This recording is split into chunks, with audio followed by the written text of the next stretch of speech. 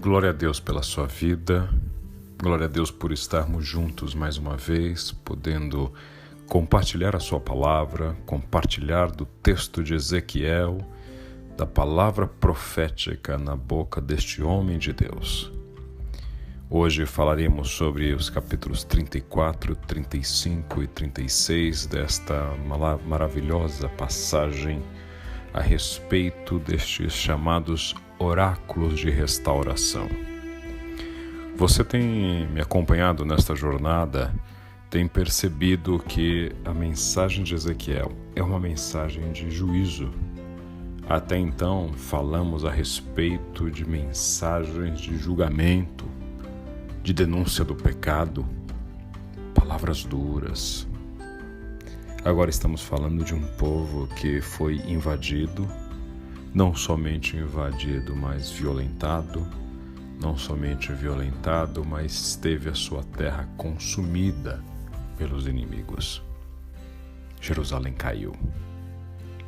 O Senhor, que não é um Deus que tripudia sobre a desgraça, apesar de ter avisado continuamente a Israel a respeito do juízo que estava determinado caso não se arrependessem de seus erros, do cometimento de violências, de seus pecados. No entanto, o Senhor age agora misericordiosamente, trazendo uma palavra de restauração. Esta palavra não deixa de ter um teor de questionamento, de denúncia, de afronta ao pecado. E é isto que nos traz o capítulo 34, quando fala a respeito dos pastores de Israel. Pastores que, segundo a palavra do Senhor, neste capítulo, alimentam a si mesmos, mas deixam o rebanho passar fome. O Senhor olha ao seu povo e percebe que, por não terem pastor, suas ovelhas se espalharam. Pastores que cuidaram de si mesmos e deixaram o rebanho passando fome, frio, consumiram-lhe a lã, comeram-lhe as carnes. O Senhor então diz que considera estes pastores meus inimigos. Eu os procurarei e procurarei as minhas ovelhas. Farei justiça. O Senhor diz, eu mesmo cuidarei delas. Eu julgarei entre um animal e outro. Eu farei uma aliança de paz com meu povo. Neste capítulo, inclusive, no último versículo dele, o Senhor diz, vocês são meu rebanho, ovelhas do meu pasto. Vocês são o meu povo e eu sou o seu Deus. Eu, o Senhor soberano, falei.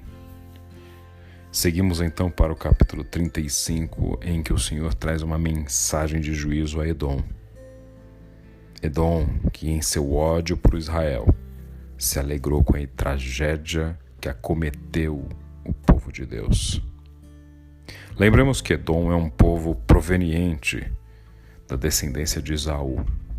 Esaú é o famoso, famigerado irmão de Jacó, o primogênito de Isaac, aquele que deveria receber as bênçãos da primogenitura, mas as trocou por um prato de lentilhas. Depois de perceber-se enganado por sua mãe e por Jacó, decide caçá-lo, decide atentar contra a vida de Jacó, patriarca de Israel, porque este havia tratado com engodo o seu pai Isaac, e assim recebido em seu lugar a bênção da primogenitura. Este ódio familiar, passional, é transmitido por gerações, e estes edomitas, então, ao verem a queda de Israel, alegram-se com ela. No entanto, o Senhor deixa claro a Edom que há de redimir Israel e há de julgar Edom e exercer juízo contra eles.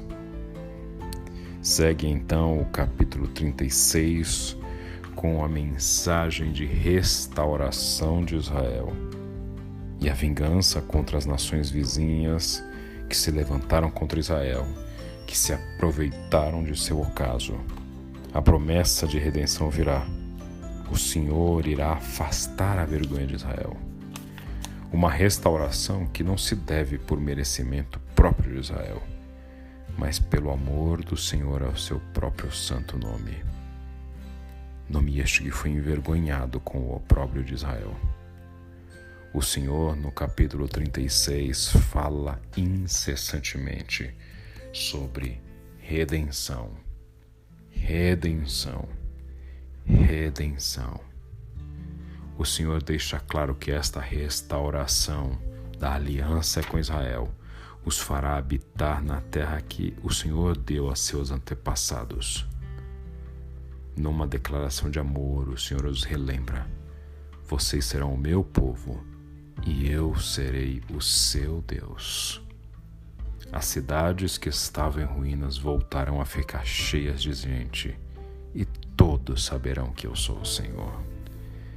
Que declaração apaixonante de um Deus que demonstra que o objetivo de julgamento contra o pecador não é por ódio ao pecador, mas ódio ao pecado. Deus ama o homem que, mesmo distante dele, chafurda-se no pecado.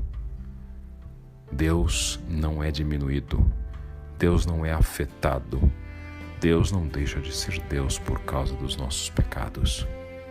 Nós é que sofremos o efeito deles. E Deus, em sua infinita misericórdia, busca que nos arrependamos, que transformemos a nossa mente através de uma metanoia, de uma conversão. Nestes 3 capítulos, tratamos de alguns pontos importantes e eu gostaria de ressaltar um deles, qual seja o que está expresso no capítulo 34, quando o Senhor fala a respeito dos pastores de Israel. Nessa crítica intensa, o Senhor não está se dirigindo simplesmente a um grupo de gente que cuidava de ovelhas. O Senhor está dirigindo as suas queixas aos líderes. Gente que recebeu a autoridade do próprio Deus, mas desonrou o seu chamado.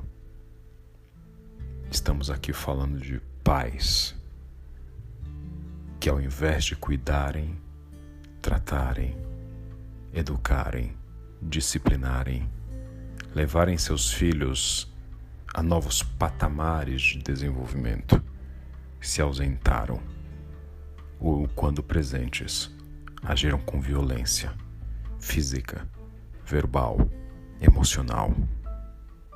O Senhor está mirando os seus canhões contra patrões que, ao invés de desenvolverem as habilidades de seus funcionários, os exploram, extraem deles os seus direitos, surrupiam aquilo que deveriam pagar pelo trabalho deles. O Senhor está mirando em políticos corruptos, gente que recebeu autoridade e o encargo de um mandato público para representar o povo naquilo que deveria ser um encargo sagrado de usufruir do poder que emana do povo para agir em nome do povo. No entanto, agindo a seu próprio bel prazer. Pastores e bispos que enxovalham o nome de Deus, envergonhando o seu reino em querelas, em confusões, em humilhações ao reino. Há médicos que trocam a saúde por dinheiro, que fazem cirurgias desnecessárias, que promovem tratamentos inadequados. Toda sorte de gente que recebeu autoridade, mas a utiliza em benefício próprio, são estes pastores contra os quais Deus começa a apontar o dedo. A tristeza do Senhor com esse tipo de gente é tamanha, porque o Senhor entende que toda e qualquer autoridade nasce dele. Porque, como diz a sua palavra, não há autoridade que não tenha sido erigida por Deus, ungida por Deus, pois a liderança é uma bênção, não uma maldição. A liderança deve promover o bem dos liderados, deve agir no seu cuidado, nos seus interesses, buscando aquilo que lhes faça cada vez melhor. O contraponto a este tipo de liderança decadente e tóxica é o próprio Jesus de Nazaré, o maior líder que já existiu sobre a face da terra. Nele vemos que o líder não é quem manda, mas é quem serve. Como diz a sua palavra no Evangelho de João, o bom pastor dá a sua vida pelas ovelhas. Desta forma, você deseja ser um bom líder, uma boa líder?